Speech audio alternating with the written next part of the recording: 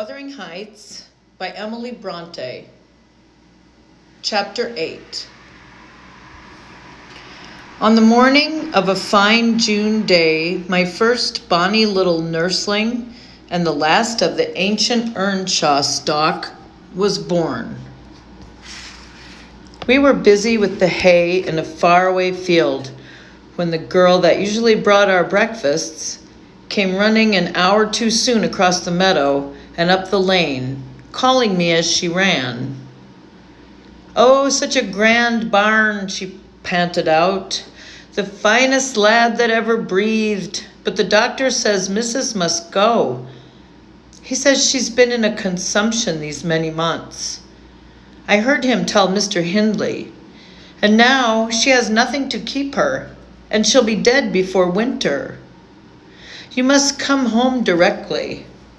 You're to nurse it, Nellie, to feed it with sugar and milk, and take care of it day and night. I wish I were you, because it will be all yours when there is no Mrs." "But is she very ill?" I asked, flinging down my rake and tying my bonnet. "I guess she is, yet she looks bravely," replied the girl. "And she talks as if she thought of living to see it grow a man. She's out of her head for joy. It's such a beauty. If I were her, I'm certain I should not die. I should get better at the bare sight of it, in spite of Kenneth."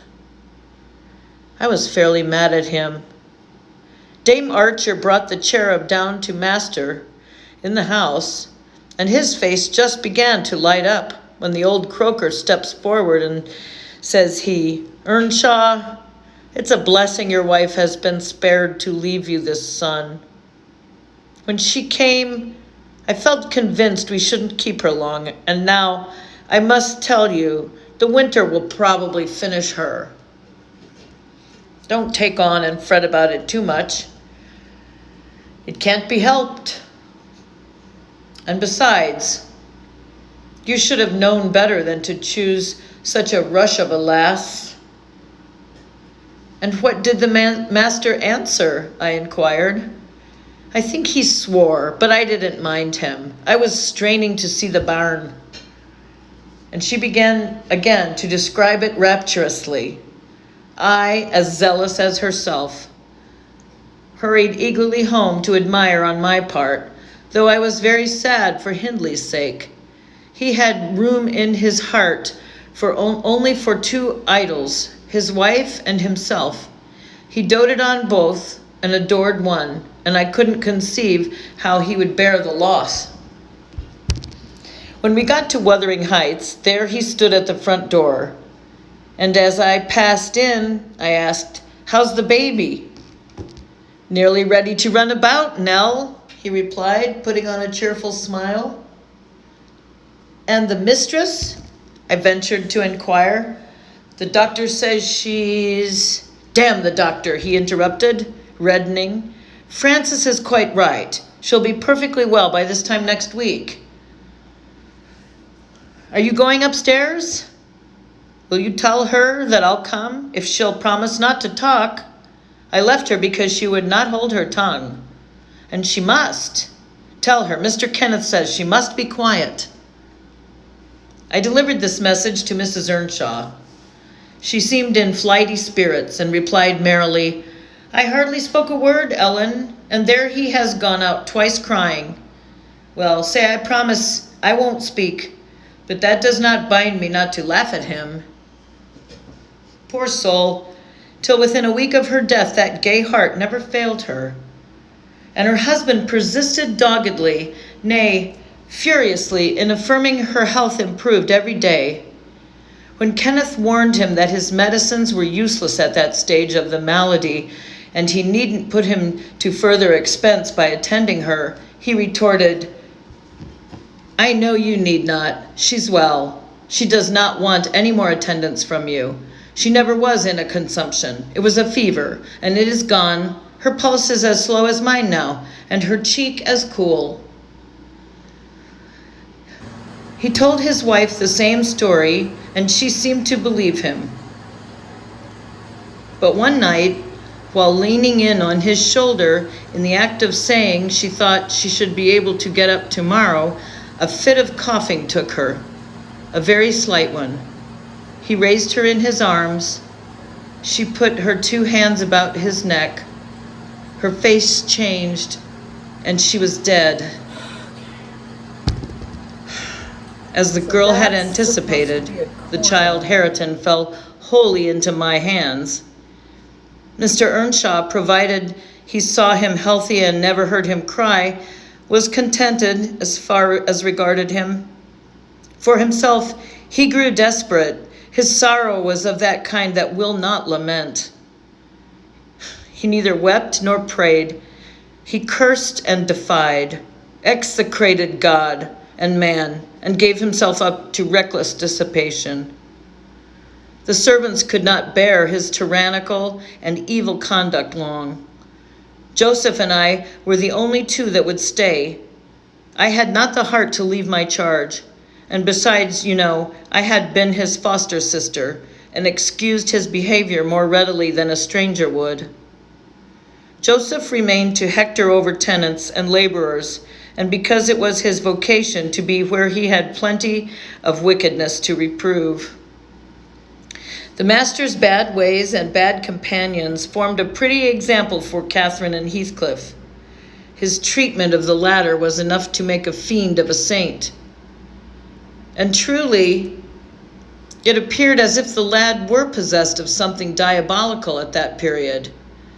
He delighted to witness Hindley degrading himself past redemption, and became daily more notable for savage sullenness and ferocity. I could not half tell what an infernal house we had. The curate dropped calling, and nobody decent came near us.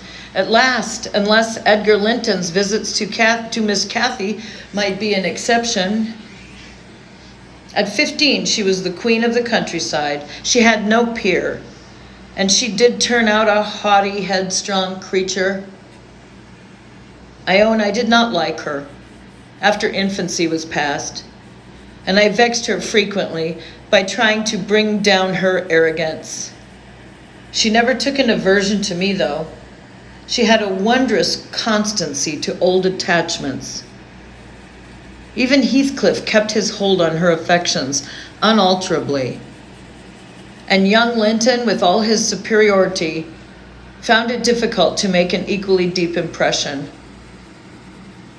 He was my late master. That is his portrait over the fireplace.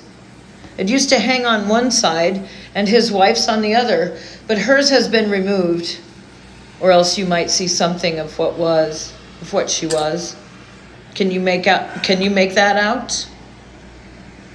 Mrs. Dean raised the candle, and I discerned a soft-featured face exceedingly resembling the young lady at the Heights, but more pensive and amiable in expression. It formed a sweet picture. The long, light hair curled slightly on the temples. The eyes were large and serious, the figure almost too graceful. I did not marvel how Catherine Earnshaw could forget her first friend for such an individual. I marveled how much he, with a mind to correspond with his person, could fancy my idea of Catherine Earnshaw. A very agreeable portrait, I observed to the housekeeper. Is it like? Yes, she answered, but he looked better when he was animated. That is his everyday countenance. He wanted spirit in general. Catherine had kept up her acquaintance with the Lintons since her 5 weeks' residence among them, and she had no temptation to show her rough side in their company, and had the sense to be ashamed of being rude where she experienced such invariable courtesy. She imposed unwittingly on the old lady and gentleman by her ingenious cordiality, gained the admiration of Isabella and the heart and soul of her brother, acquisitions that flattered her from the first, for she was full of ambition, and led her to adopt a double character without exactly intending to deceive anyone. In the place where she heard Heathcliff termed a vulgar young ruffian and worse than a brute, she took care not to act like him. But at home, she had small inclination to practice politeness that would only be laughed at, and restrain an unruly nature when it would bring her neither credit nor praise. Mr. Edgar seldom mustered courage to visit Wuthering Heights openly.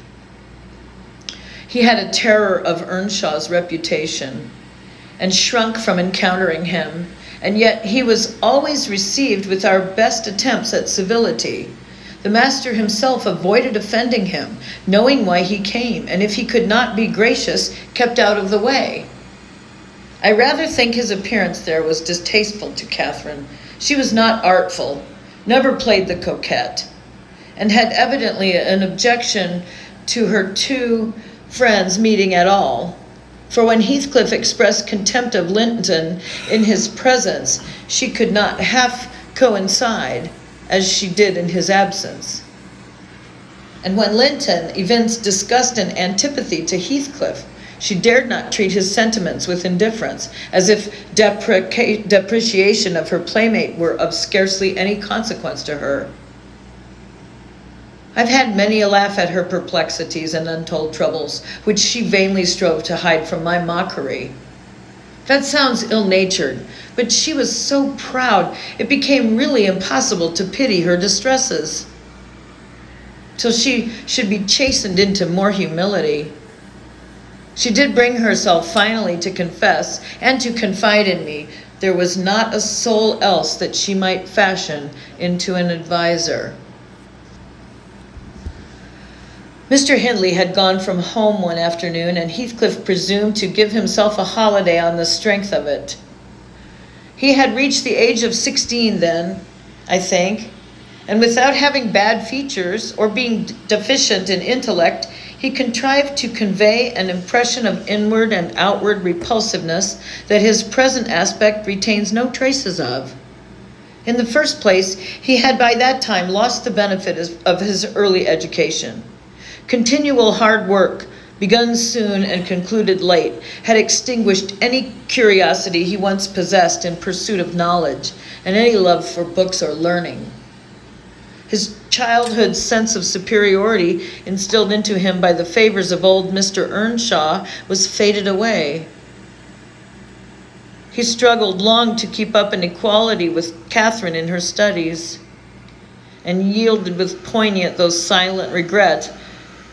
But he yielded completely, and there was no prevailing on him to take a step in the way of moving upward, when he found he must, necessarily, sink beneath his former level.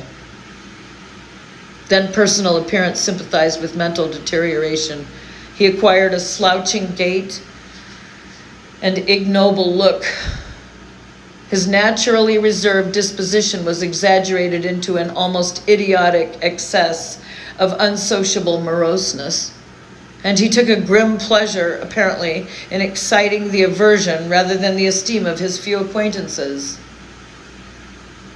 Catherine and he were constant companions still at his seasons of respite from labor, but he had ceased to express his fondness for her in words, and recoiled with angry suspicion from her girlish caresses, as if conscious there could be no gratification in lavishing such marks of affection on him. On the before-named occasion, he came into the house to announce his intention of doing nothing, while I was assisting Miss Cathy to arrange her dress. She had not reckoned on his taking it into his head to be idle, and imagining she would have the whole place to herself, she managed by some means to inform Mr. Edgar of her brother's absence, and was then preparing to receive him. "Cathy, are you busy this afternoon?" asked Heathcliff. "Are you going anywhere?" "No, it's raining," she answered. "Why have you that silk frock on then?" he said. "Nobody coming here, I hope." "Not that I know of," stammered Miss. "But you should be in the field now, Heathcliff. It is an hour past dinner time. I thought you were gone." "Hindley does not often free us from his accursed presence," observed the boy, I'll not work any more today. I'll stay with you. Oh, but Joseph will tell, she suggested. You'd better go. Joseph is loading lime on the further side of Pennistone Crags. It will take him till dark, and he'll never know. So saying, he lounged to the fire and sat down. Catherine reflected an instant with knitted brows. She found it needful to smooth the way for an intrusion. Isabella and Edgar Linton talked of calling this afternoon, she said, at the conclusion of a minute's silence. As it rains, I hardly expect them, but they may come, and if they do, you run the risk of being scolded for no good. Order Ellen to say you are engaged, Kathy, he persisted. Don't turn me out for those pitiful, silly friends of yours. I'm on the point, sometimes, of complaining that but I'll not. That they what? Cried Catherine, gazing at him with troubled countenance. Oh, Nellie, she added petulantly, jerking her head away from my hands. You've combed my hair quite out of curl. That's enough. Let me alone. What are you on the point of complaining about, Heathcliff? Nothing. Only look at the almanac on the wall. He pointed to a framed sheet hanging near the window and continued, the crosses are for the evenings you have spent with the Lintons. The dots are for those spent with me. Do you see? I've marked every day. Yes, very foolish. As if I took notice, replied Catherine in a peevish tone. And where is the sense of that? To show that I do take notice, said Heathcliff. And should I always be sitting with you? She demanded, growing more irritated. What good do I get? What do you talk about? You might be dumb or a baby for anything you say to amuse me, or for anything you do either. You never told me before that I talked too little, or that you disliked my company, Kathy, exclaimed Heathcliff in much agitation. It's no company at all, when people know nothing and say nothing, she muttered. Her companion rose up, but he hadn't time to express his feelings further, for a horse's feet were heard on the flags, and having knocked gently, young Linton entered, his face brilliant with delight at the unexpected summons she had received. Doubtless Catherine marked the difference between her friends as one came in and the other went out. The contrast resembled what you see in exchanging a bleak, hilly, cold country for a beautiful valley. And his voice and greeting were as opposite as his aspect. He had a sweet, low manner of speaking and pronounced his words as you do. That's less gruff than we talk here, and softer. I'm not come too soon, am I? He said, casting a look at me. I had begun to wipe the plate and tidy some drawers at the far end in the dresser. No, answered Catherine. What are you doing there, Nellie? My work, miss, I replied.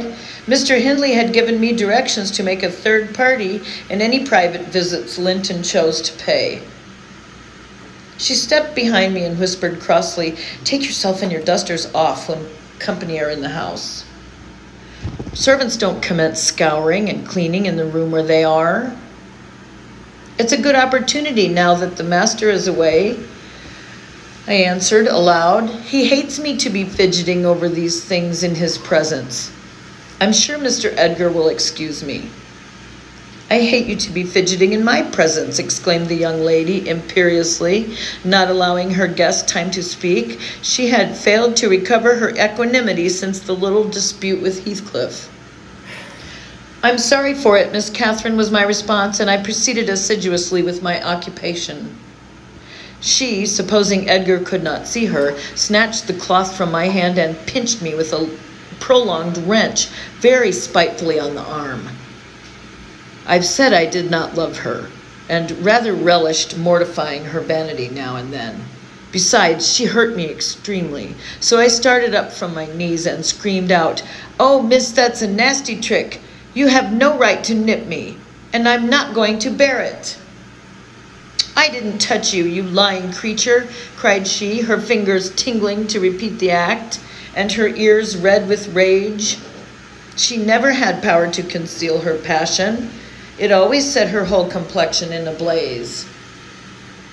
What's that then? I retorted, showing a decided purple witness to refute her. She stamped her foot, wavered a moment, and then, irresistibly impelled by the naughty spirit within her, slapped me on the cheek, a stinging blow that filled both eyes with water. "Catherine, love, Catherine," interposed Linton, greatly shocked at the double fault of falsehood and violence which his idol had committed. "Leave the room, Ellen," she repeated, trembling all over. Little Hareton, who followed me everywhere and was sitting near me on the floor, at seeing my tears, commenced crying himself and sobbed out complaints against wicked Aunt Kathy, which drew her fury onto his unlucky head. She seized his shoulders and shook him till the poor child waxed livid, and Edgar thoughtlessly laid hold of her hands to deliver him. In an instant one was wrung free, and the astonished young man felt it applied over his own ear in a way that could not be mistaken for jest. He drew back in consternation. I lifted Hareton in my arms and walked off to the kitchen with him, leaving the door of communication open, for I was curious to watch how they would settle their disagreement. The insulted visitor moved to the spot where he had laid his hat, pale with a quivering lip. "That's right," I said to myself. "Take warning and be gone. It's a kindness to let you have a glimpse of her genuine disposition." "Where are you going?" demanded Catherine, advancing to the door. He swerved aside and attempted to pass. "You must not go," she exclaimed energetically. "I must and I shall," he replied in a subdued voice. "No," she persisted, grasping the handle. "Not yet, Edgar Linton. Sit down. You shall not leave me in that temper. I should be miserable all night, and I won't be miserable for you." "Can I stay after you have struck me?" asked Linton. Catherine was mute. "You've made me afraid and ashamed of you," he continued. "I'll not come here again." Her eyes began to glisten and her lids to twinkle. "And you told a deliberate untruth," he said. "I didn't," she cried, recovering her speech. "I did nothing deliberately. Well, go if you please. Get away. And now I'll cry. I'll cry myself sick." She dropped down on her knees by a chair and set to weeping in serious earnest. Edgar persevered in his resolution as far as the court. There he lingered. I resolved to encourage him. "Miss is dreadfully wayward, sir," I called out. "As bad as any marred child. You'd better be riding home, or else she will be sick, only to grieve us." The soft thing looked askance through the window. He possessed the power to depart as much as a cat possessed the power to leave a mouse half killed or a bird half eaten. "Ah," I thought, "there will be no saving him. He's doomed, and flies to his own fate." And so it was. He turned abruptly, hastened into the house again, shut the door behind him, and when I went in a while after to inform them that Earnshaw had come home rabid drunk, ready to pull the whole place about our ears, his ordinary frame of mind in that condition, I saw the quarrel had merely effected a closer intimacy, had broken the outworks of youthful timidity, and enabled them to forsake the disguise of friendship and confess themselves lovers. Intelligence of Mr. Hindley's arrival drove Linton speedily to his horse, and Catherine to her chamber. I went to hide little Hareton and to take the shot out of the master's fowling piece, which he was fond of playing with in his insane excitement, to the hazard of the lives of any who provoked or even attracted his notice too much. And I had hit upon the plan of removing it, that he might do less mischief if he did go the length of firing the gun. End of chapter 8. Wuthering Heights by Emily Bronte.